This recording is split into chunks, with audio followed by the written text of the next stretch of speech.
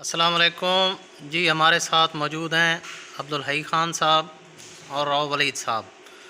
तो इनसे पूछते हैं कि जो कह रहे हैं कि सितंबर में 90 रुपये जो है यूनिट होने जा रहा है बिजली का, तो इसके बारे में ये क्या कहते हैं?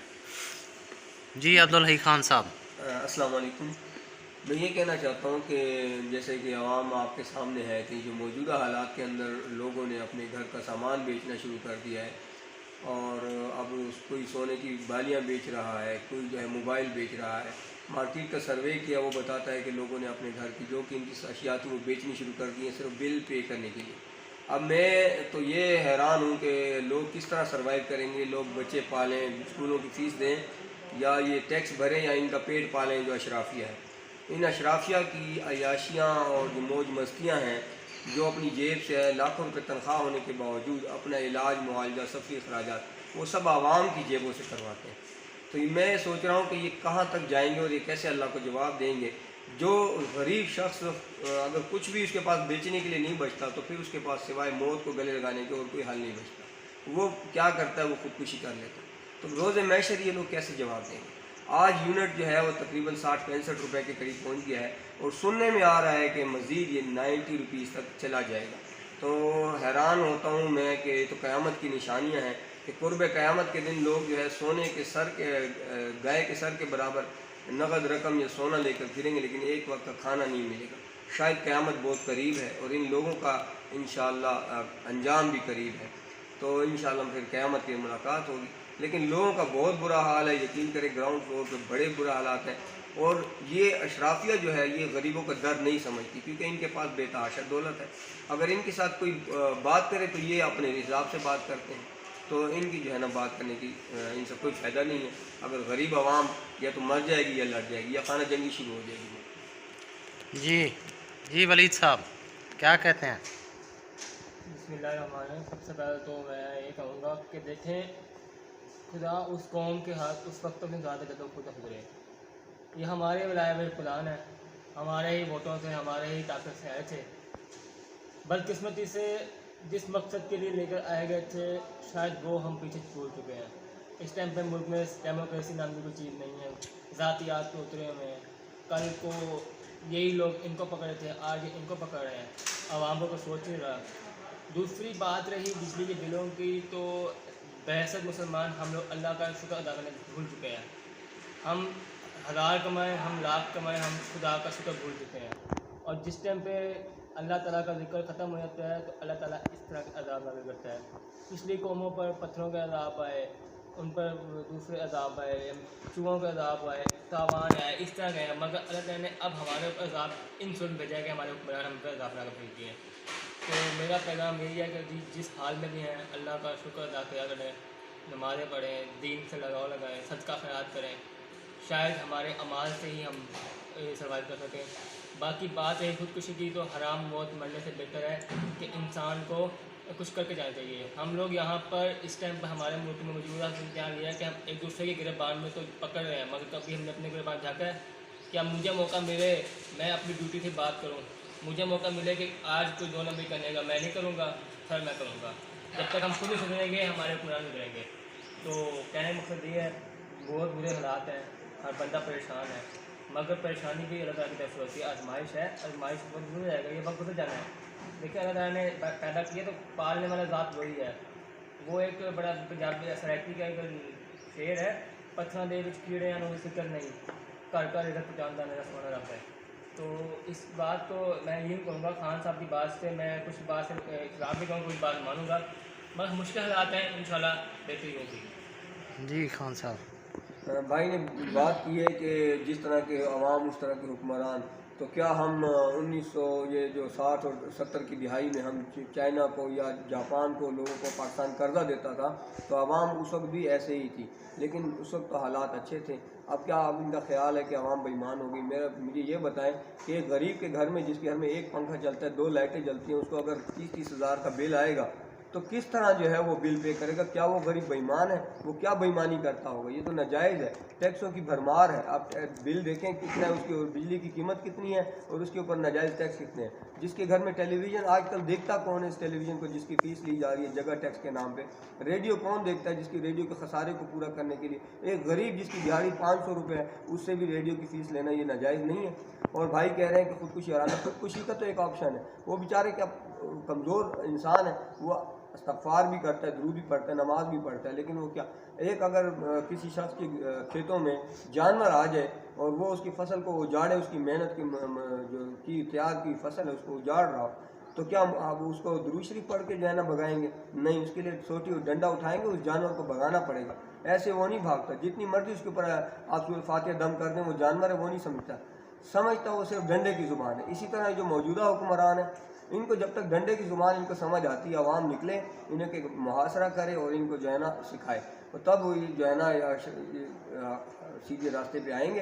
क्योंकि आवाम ने निकलना छोड़ दिया, आवाम को इनने फंसा दिया है, दो की रोटी के अंदर मशगूल कर दिया।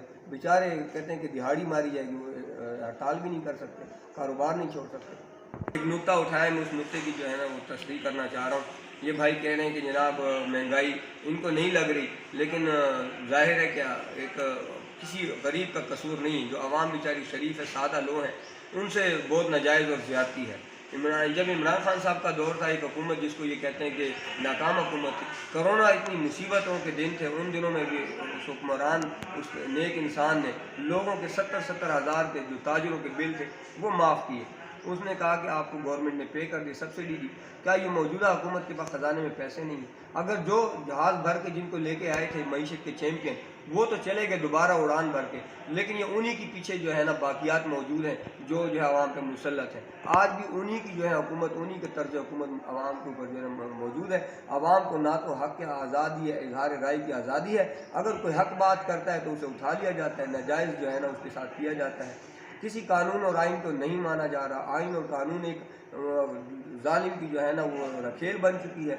जिस तरह चाहते हैं आइन को तोड़ मरोड़ के अपने लिए पेश करते हैं, और जिस तरह चाहते हैं उससे फ़ायदा उठाते हैं। जहाँ पे आइन इनको सूट करता है वहाँ पे आइन की किताब आगे ले आते हैं, जहाँ पे इनको आइन सूट नहीं करता वहाँ आइन पर से पुश डाल देते हैं। जहाँ पे कानून इनके लिए आता है तो कानून इनके लिए कमज़ोर बकरी साबित होता है, और जहाँ पे यही कानून गरीब के ऊपर लागू होता है, गरीब को उठा के जेलों में डाल देते हैं। एक गरीब जो 1 लाख की चोरी करता है उसे जेल में डाल देते हैं, जो अरबों का चोर है वो जो है ना मज़े कर रहा है। इस मुल्क का ये हाल है। तो ये इस मुल्क के आवाम का कसूर नहीं है, ये इस मुल्क के अशराफी और जालिम जो है इस मुल्क पे तबका आ गया है, उसको भगाना पड़ेगा। और ये आवाम को कुर्बानी देनी पड़ेगी, आवाम ही कुर्बानी देगी अपने लिए, ना सी अपने आने वाली नस्लों के लिए। एक मिनट चल। भाई ने बड़ा एक बात की थी, गरीब गरीब गरीब। देखें, मुझे वो शख्स का नाम तो अभी जहन में नहीं आ रहा, मगर एक शख्स ने की थी कि गरीब पैदा होना जुर्म है, गरीब मरना नहीं। गरीब पैदा होना तो एक बात है, मगर गरीब मरना जुर्म है। क्या गरीब के पास दिमाग नहीं? क्या गरीब के पास हाथ नहीं? क्या गरीब को अक्ल नहीं कि वो अपने लिए कुछ करे? एक बंदा गरीब है जो 30 साल 50 साल की उम्र में पैदा होकर रह के गरीब कहता है गरीब पैदा हो, तो क्या वो मरते तक गरीब है? तो क्या उसको जुर्म नहीं? उसने क्यों नहीं कुछ किया? इतना हमारे नबी का, हमारे अल्लाह का फरमान है, हमारे नबी का फरमान है कि कुछ करो। पहले दोनों के सहाबा कराम थे, वो गरीब नहीं थे, वो अपनी मेहनत करते अपना कमाते थे। दूसरी बात की जी, इन्होंने एक बात की जी किसी गरीब के लिए है। जिस टाइम पर हमारे मुल्क में ये बिजली का मसला तो अब बहुत ज़्यादा उठा है, पेट्रोल का मसला अब बहुत उठा है। एक दौर वो भी था कि जो हर चीज़ सस्ती थी, हमारे तनख्वाहों में से हमारे सेविंग होती थी, यानी कि अगर हमारे घर में एक बंदा कमाता 10 खाते थे। अब 10 कमा रहे हैं तो फिर भी नहीं पूरा हो रहा है, तो क्या है? नाशुक्री है ना। इसमें अल्लाह ताला की नाशुक्री कर रहे हैं हम लोग, अल्लाह ताला शुक्र ही नहीं कर रहे। दूसरी चीज़, अभी पिछले दिनों एक ब्रांड पे, मैं आपको मिसाल देता हूँ, रहीमिया खान या छोटी शहर की बात करता हूँ, एक ब्रांड पे सेल लगी 2 दिन की, 6.5 करोड़ रुपए की सेल हुई इस दुकान की सिर्फ 2 दिन के अंदर। और पूरे मुल्क में उन्होंने अरबों रुपए की 2 दिन में सेल की। क्या हम गरीब हैं? गरीब उनको में ब्रांडेड पहनते हैं? बताएं मुझे। हमारी हुकूमत गरीब है, हम गरीब नहीं हैं। और ये बार बार कहना कि ये हो गया वो हो गया, सॉरी, ये हमारे अपने अमाल हैं, हमारे अपने कुछ ना कुछ नाचाकी हैं। मैंने पहले कहा कि इनको लाने वाले भी हम हैं, इनको तारने वाले भी हम हैं। हाँ, मजलूम हो रहा है। हम FBI को टैक्स दें, हम STM को टैक्स दें, उसके बाद टैक्स दें, ये जुल्म है। इसके खिलाफ में आवाज़ उठाइए, उठाते रहेंगे, हर फौरन पर उठाएंगे। मगर ये चीज़ कहना कि जी ये सारा गवर्नमेंट का, सॉरी, जिससे ये नहीं होता। और वो भी दौर था जब 8 रुपये यूनिट बिजली थी, 65 रुपये लीटर आपका पेट्रोल था, 50 रुपये किलो घी थी, चीनी थी। उस टाइम पे एक हमारे लीडर ने बिल चला के कंटेनर पर कहा था कि ये क्या हो रहा है। तो उस टाइम पे मेरे भाई शोएब थे, उस टाइम पे सब कुछ ठीक था। आज एक बंदे को रिलीफ मिल रहा है, एक बंदे को उसी केस में सजा कर दिया है। ये कैसा कानून है? कानून नहीं है, ना डेमोक्रेसी ना कानून है। यहाँ पे सिर्फ और सिर्फ एक चीज़ चलती है, वो है लाठी का, जिसके पास लाठी है उसकी भैंस। हाँ जी खान साहब। बस मैं तो अब यही कहूँगा कि शऊर की जो एक लिमिट है वहाँ पर जाके इनकी जो है ना वो शऊर इनको बदकिस्मती से अब तक नहीं आ सका। इन हालात में भी ये शऊर को मतलब एक पता नहीं किस लेवल पे समझते हैं, शऊर कब आएगा, अल्लाह पाक इनको हिदायत दे। और मैं जहाँ तक समझता हूँ कि इसमें आवाम का कोई कसूर नहीं, आवाम वोटों से इनको नहीं लेके आती। आपको पता ही है कि जो हमारा जो ये सिस्टम है जिसके अंदर 70% जो है कंपनी के जो है ना एक मुआहदे के तहत तमाम ब्यूरोक्रेट जो है वो कंपनी के लोगों को एडजस्ट किया जाता है, तो वही सबसे बड़ी ख़राबी है। क्योंकि मैं समझता हूँ कि जो हमारे इदारे हैं वो सिविलियंस के लिए हैं और सिविलियंस की खिदमत के लिए सिविलियंस के ही लोग उसमें हों तो बेहतर है। तो आप ज़्यादा समझदार हैं मुझसे, आप ज़्यादा बेहतर जानते हैं कि ये सिस्टम ऐसे ठीक नहीं होगा और ना ही ऐसे चलेगा कि जब तक इन ब्यूरोक्रेसी रुकावट है। और इस इदारों को जो है पाकिस्तान के मफाद के लिए काम करना चाहिए, अपनी हदूद के अंदर रह के काम करना चाहिए, इंसाफ के साथ देना चाहिए, हक़ और सच का बोलबाला होना चाहिए। यही मीडिया गुज़िश्ता दौर में महंगाई के खिलाफ बहुत आवाज़ उठाता था और कुछ नाम नहाद चाबी वाले खिलौने और ये जो इनके एजेंट हैं जो हमेशा हुकूमत को ब्लैकमेल करते हैं, तो वो जो है काम करते, आज वो गायब है, नज़र नहीं आ रहे। तो ये इन सबका मंफी किरदार है। मैं